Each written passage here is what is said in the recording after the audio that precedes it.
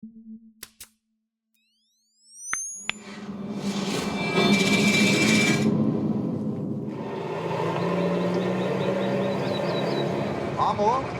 esto para el chi.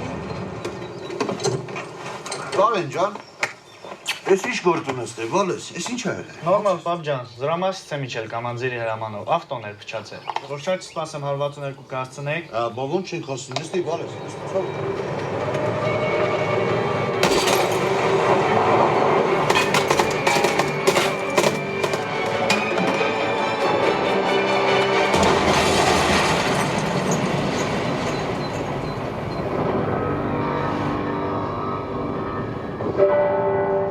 Շատ ուրախ ենք եւ շնորհակալություն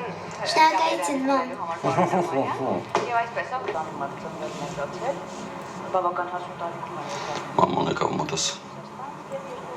Խնդրես մշտորթում որ տղային սալման չտա։ Ինձ դա չարեց։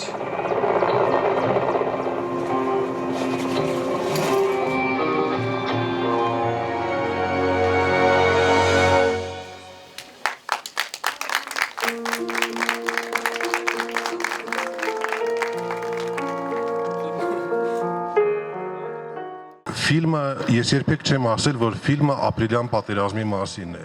Ֆիլմը հերոսների մասին է։ Ոնց որ առաջի ֆիլմը Կյանքու կռիվը ինքը Ղարաբաղի պատերազմի մասին չէր։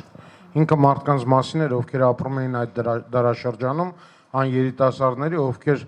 իրենց կյանքը պետքա դասավորեին, բայց քանի որ եղան այդպիսի դեպքեր, կյանքը փոխվեց եւ ուրիշ տեսք ստացավ։ Երբ մենք նկարահանում էինք առաջի ֆիլմը, ապրիլի 2-ն էր, երբ որ նախատեսված էր, որ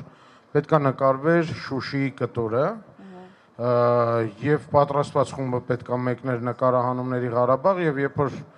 մենք ուզում էինք գնանք, պարզվեց, որ պատերազմ է սկսվել եւ մեզ Շուշիում չկարողացանք նկարել, չգնացինք եւ մի քանի օր հետ ընկավ նկարահանումները։ Եվ այդ ժամանակ մեր Մկրտչյանի առաջարկով եւ իր բոլորս իրար հետ հասկացանք, որ պետք է նկարել ֆիլմի շարունակություն եւ ոչ թե ապրիլյան պատերազմի մասին, այն նրա մասին, որ 25 տարի է անցել եւ մենք նորից պատերազմի մեջ ենք եւ նորից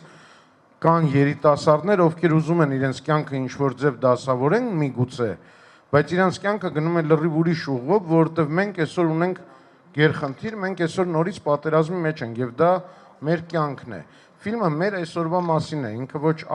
ապրիլյան պատերազմը մի կտոր է, որը մեր կյանքում տեղի է ունեցել։ Եվ այդպիսի կտորներ Աստված մի արածը, բայց կարող են էլի լինել։ Իհարկե դերասանները պատրաստված են այդ տեսարանների համար եւ վերջի վերջո միշտ ռեժիսորի կողքը sense նկարանների ժամանակ կա խորհրդատու, որը որ ամեն ինչ հուշում է եւ թույլ չի տալի կեղծել ինչ-որ բան։ Ավելին ասեմ, շատ ժամանակ այդ տեսարանների ժամանակ, երբ որ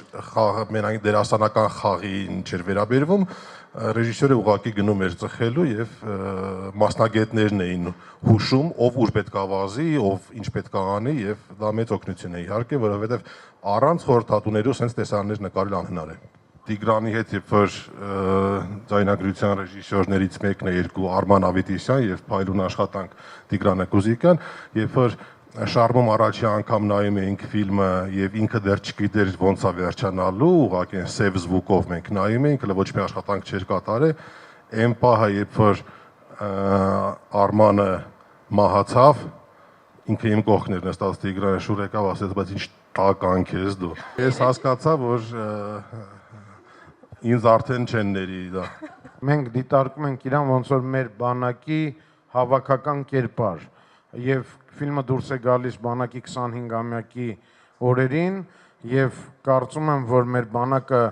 ոչ թե չի կարող մահանալ, այլ ընդհանրապես ինքը շարունակելու է լինել, ուժեղանալու է եւ կմահանան բոլոր նրանք, ովքեր կփորձեն մեր բանակի դեմ դուրս գալ։ Ինչ վերաբերում ինձ ես չեմ մտածել, որ ես հավաքական կերպար եմ ստեղծում, առասարակ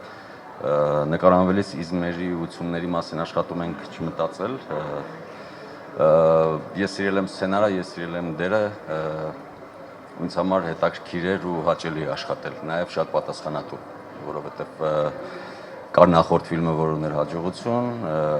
կային կերպարներ, որոնք արդեն սիրելի էին, ճանաչելի էին, գոնե մեր աշխատանքով պիտի գոնե չխանգարեինք նրանց փառքին, այսպես ասած։ Իսկ եթե ավելի լուրջ պետք է այդ գիծը պահել եւ նաեւ տեղ հասցնել երկրորդ ֆիլմի միտքն ու իմաստը։ Ես շատ կուզենայի, որ կյանքում էլ կարողանայի այդեն շատ արագ ամուսնանալ։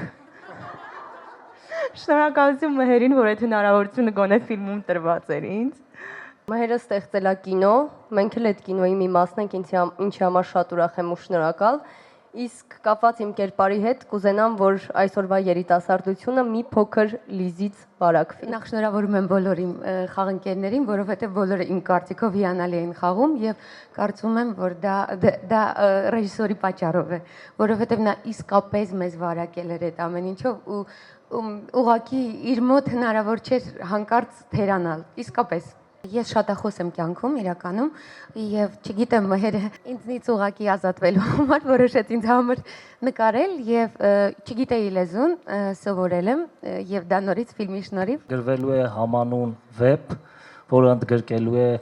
այս երկու ֆիլմերը, հիմնված է լինելու մեր Մկրտչյանի սցենարի վրա, բայց կարող եմ ասել, որ